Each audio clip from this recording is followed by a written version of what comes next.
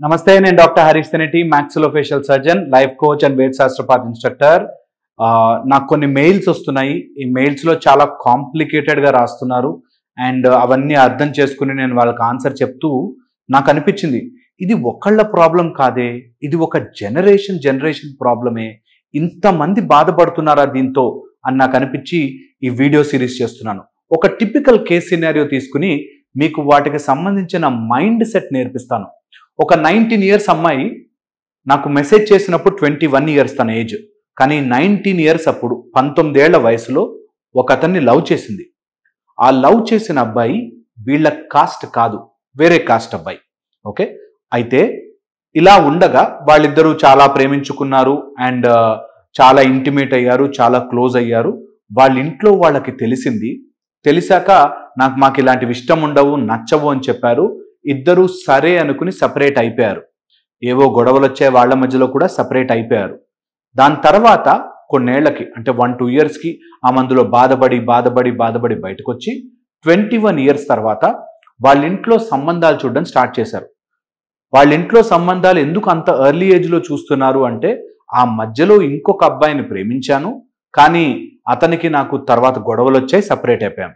So by the age of 21 2 affairs, love affairs పెట్టుకుని love చేశాను అని అనుకుని అందులో సరిగ్గా లేక లవ్ అఫైర్స్ వల్ల ఇప్పుడు ఆమె 21 ఇయర్స్ ఇద్దరిని ప్రేమించి ఆ ప్రేమ నేను గెలవలేకపోయానే అనే ప్రాబ్లంలో ఉంది.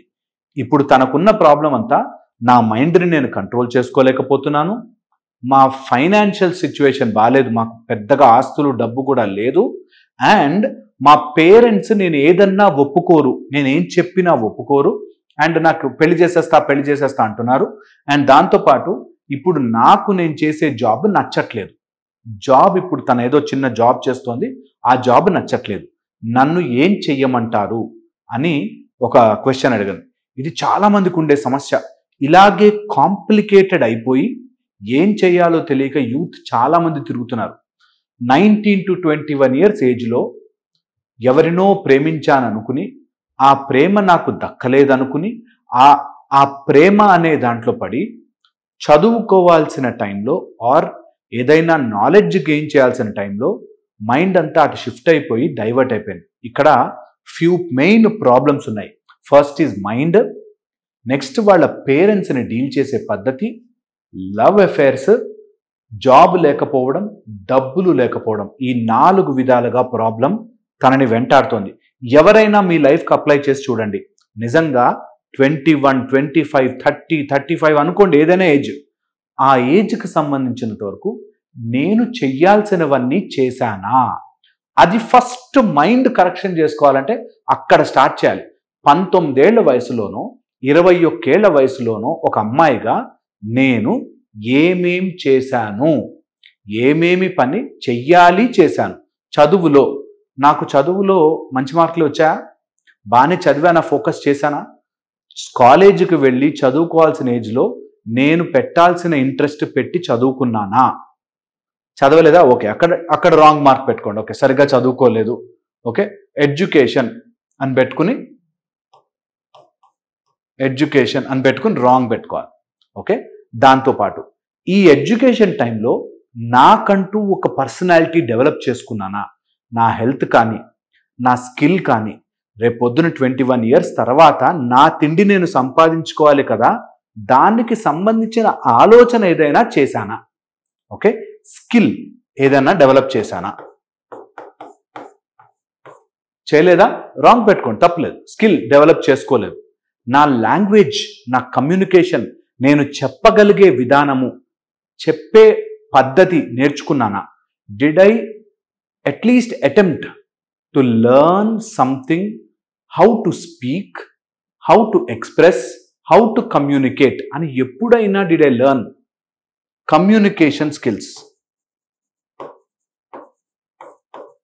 నేర్చుకున్నానా, నా పేరెంట్స్కి నా ఫీలింగ్ ఏంటో నేను చెప్పుకోలేకుండా ఇష్టం వచ్చినట్టుగా తింగర్గా ఉన్నానా, లేదా నిజంగా ఏదైనా డిటర్మైండ్గా ఏదైనా చెప్పగలిగానా, లేదు నాకు అబ్బాయి అంటే ఇష్టం, నేను ఇట్లా ఉండాలనుకుంటున్నాను, ఇది నా లైఫ్, నేను డిసైడ్ చేసుకుంటున్నాను, మీకు ఎందుకు టెన్షన్, నేను మంచిగా చూసుకుంటాను కదా అనే నమ్మకము మీ పేరెంట్స్కి ఇవ్వగలిగారా? Did you communicate it properly అన్నది గుర్తుపెట్టుకోవాలి. లేకపోతే రాంగ్ పెట్టుకోండి, తప్పులేదు. నేర్చుకున్నాం, వీఆర్ ఆల్ హ్యూమన్స్, అందరికీ ఇదే ఫస్ట్ లైఫ్, ఇదే ప్రయత్నం, మెల్లగా నేర్చుకుందాం. దీంతో పాటు మీరు అంటున్న ఈ 4 సమస్యల్ని ఉన్నాయో లేదో చూద్దాం. నా మైండ్ నా మాట వినట్లేదు అన్నారు కదా. మైండ్ మాట వినడానికి నేను టెక్నిక్స్ చెప్పాను కదా చాలా లెవెల్ 2లో. ఎప్పుడైనా ట్రై చేశారా? ట్రై చెయ్యండి. మైండ్ మీ మాట వినాలి అంటే ఈ మైండ్ డిసెక్షన్ చేయడాన్ని దగ్గరికి చేసి కలపండి. ఎప్పుడైతే మైండ్ డిసెక్ట్ అయిపోయి అది చేద్దాం, ఇది చేద్దాం, అలా చేద్దాం, ఇలా చేద్దాం అంటారో మీ లైఫ్ గోవింద అయిపోతుంది. అందుకని don't try to do that. So మీరు చేయాల్సింది మైండ్కి సంబంధించినది మనం చేసాం వీడియోస్, ఆ వీడియోని చూసి మైండ్ కరెక్షన్ చేసుకోవడం స్టార్ట్ చేయండి. ఏమా 19 years to 21 years ఏజ్లో ఉన్నప్పుడు నువ్వు ఫోకస్డ్గా ఉండాలి. నీ లైఫ్ నువ్వు సెట్ చేసుకోవాలి. నీ తర్వాత 40 ఏళ్ల జీవితము ఈ డెసిషన్స్ మీద ఆధారపడి ఉంటుంది.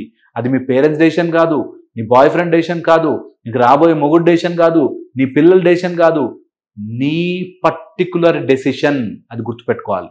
సో నీ మైండ్ని ఇప్పటి నుంచే కంట్రోల్లోకి తీసుకురా.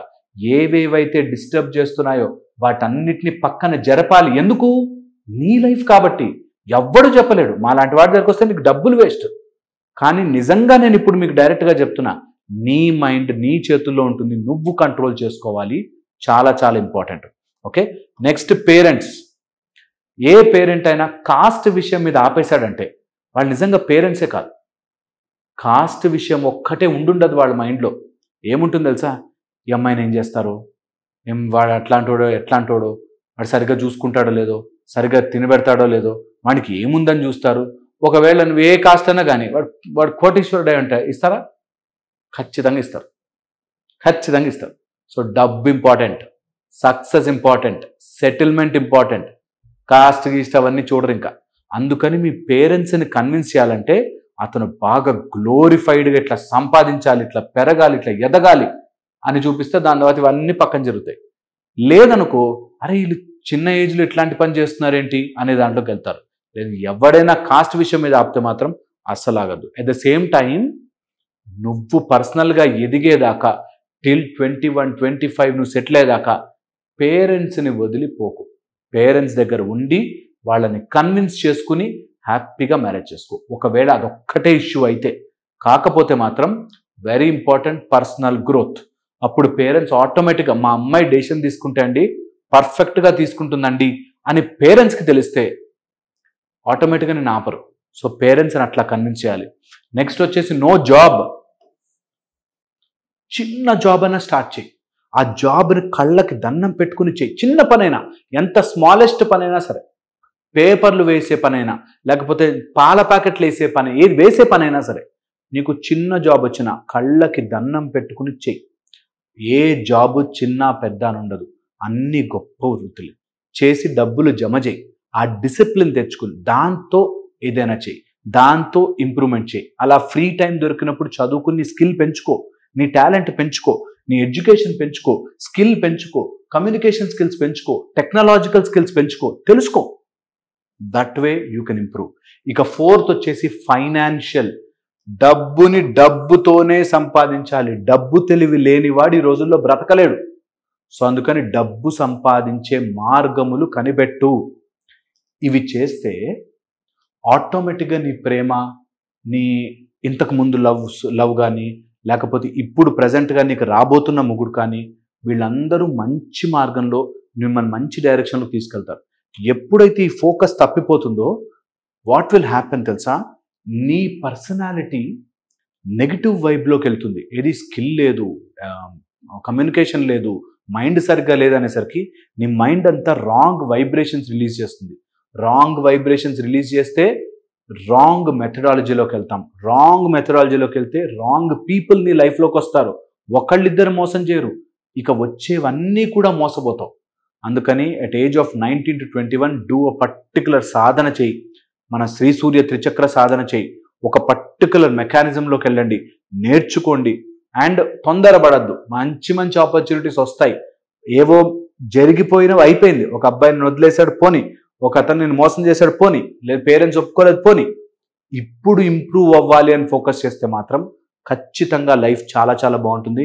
వీటన్నిటిని ఒకసారి ఆలోచించుకో.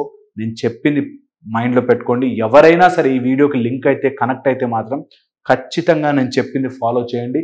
మీ లైఫ్ మారి తీరుతుంది. మీ పర్సనల్ గ్రోత్ తప్ప కూర్చుని ఏడ్చినంత మాత్రాన, మెయిల్స్ పెట్టినంత మాత్రాన, బాధపడినంత మాత్రాన, కౌన్సిలింగ్స్కి వచ్చినంత మాత్రాన, ఎంతమందికి ఎన్ని రకాలుగా తిప్పించినంత మాత్రాన, ఒకతనైతే మీకు తెలిసిన ఎవరైనా స్వామీజీ ఉన్నాడా, చేతబడి చేసేవాడు ఉన్నాడా అని కూడా అడిగారు. సో అలా ఉన్నా కూడా ఉన్నా కూడా మీ జీవితం మార్పు రావాలంటే మీ చేతిలోనే ఉంది. ఇది నిజం, మీరు బాగా అర్థం చేసుకోవాలి. అండ్ తన పేరు వాటి డీటెయిల్స్ పెట్టకూడదు అన్నారు కాబట్టి డీటెయిల్స్ చెప్పట్లేదు. కానీ మీకు ఇట్లాంటి డౌట్ ఏమనంటే మన కింద కమెంట్ సెక్షన్లో పెట్టండి, నేను ఖచ్చితంగా ఆన్సర్ చేసే ప్రయత్నం చేస్తాను. బట్ పర్సనల్ గ్రోత్, నేను లైఫ్ కోచ్గా ఒకళ్ళ లైఫ్ని సెట్ చేయాలి అంటే వాళ్ళ తప్పులేంటి, వాళ్ళని కరెక్ట్ చేసుకునే మెథడ్స్ మాత్రమే చెప్తాను. మారేది మాత్రం మీరే, మారాల్సింది మాత్రం మీరే. ఎప్పుడు మళ్ళీ ఇంకో వీడియోలో కలుస్తాను. Thank you so much.